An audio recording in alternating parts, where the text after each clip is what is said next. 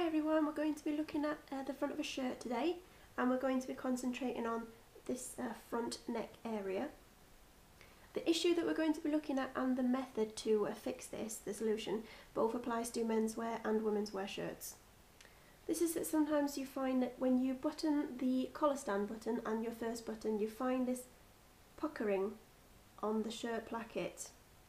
And it could be a number of different reasons, but we're going to be concentrating on two of the main ones today, which is the shape of the collar stand itself and the shape of the neckline. Here I have a section of the front of the shirt, and this is my neckline, shoulder, and my placket is a folded placket, so this folds back like this. My buttonholes are here, and this is my collar stand. One of the reasons why you have this puckering is that your collar stand could be too straight. So if you look at this curve and the straightness of your collar stand, you can see that if it is too straight for the neck, the collar stand will want to push the shirt down.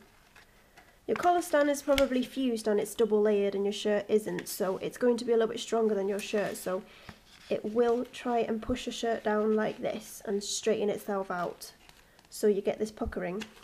And also, if it's trying to push the shirt down like this, the other side of the collar stand will come in at the same angle because it will be doing the same thing, and then you end up with this crossover, which isn't parallel. It should be like this on a shirt, but instead you'll get this shape.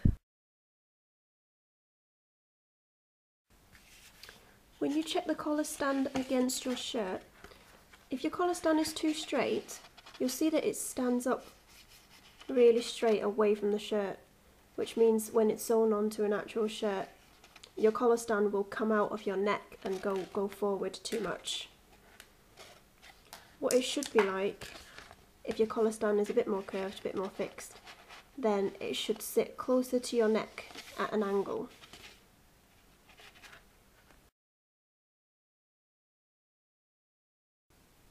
For a collar stand that's too straight, the quickest and easiest way is to slash it and to curve it again.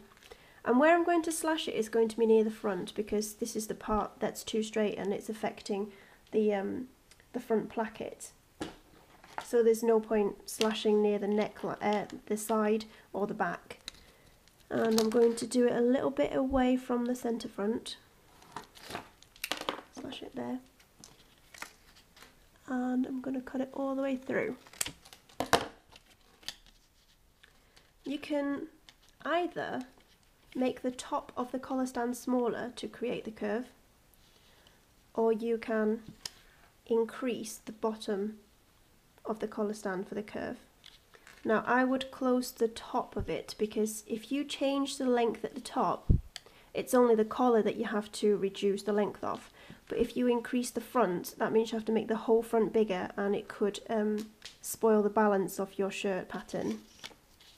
So don't worry too much about affecting anything drastically, because a few mil will make quite a bit of a difference in the curve. And all you have to do, tape it down and smooth out your lines and draw back in your seam allowances.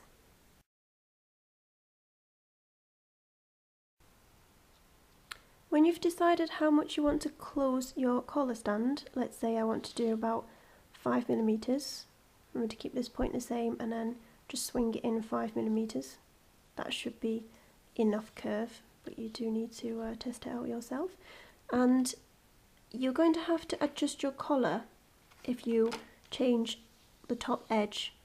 Whenever you adjust an edge that is sewn onto another piece, you need to make adjustments in the same place on the other piece. So I've slashed here, and if my collar sews onto this point, I'm going to also slash at the same position. When you slash open your collar, you need to slash it all the way through and open it parallel, not swing it open, because then that will change the shape of the collar and it will sit differently.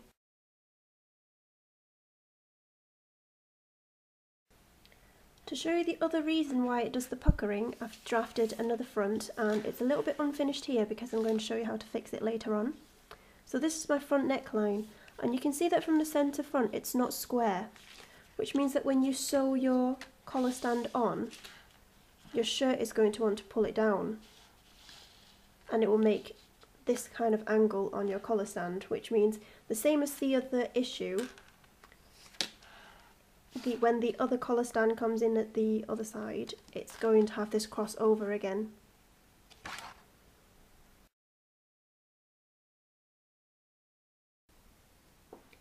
If the front of your neckline is stipped towards the centre front, you just need to level it back out again. And you can either scoop the neckline deeper to match this point, or you can make your centre front a little bit higher and add it to there instead. Check the neck drop and see which one would fit better, and I'm going to add to the front. When you level out your neckline at the centre front, make sure that you do square it off to the centre front. If you have a set square, use a set square or a pattern master, they're both fine. I'm just using this ruler because it's easier to see here. So I make sure that these lines are straight to my centre front, and I'm going to square it off like this. And then I'm going to smooth out the line here. This is my neckline squared off, and that was the original line, so I don't need that anymore. And I have a fold here for my placket, and my placket is only one fold. Sometimes you might have 2 or 3 folds depending on the design. So when you want to do the top of your fold, just fold the pattern back and just cut directly onto the line. Now my neckline is quite shallow, so the top of the placket should be quite straight.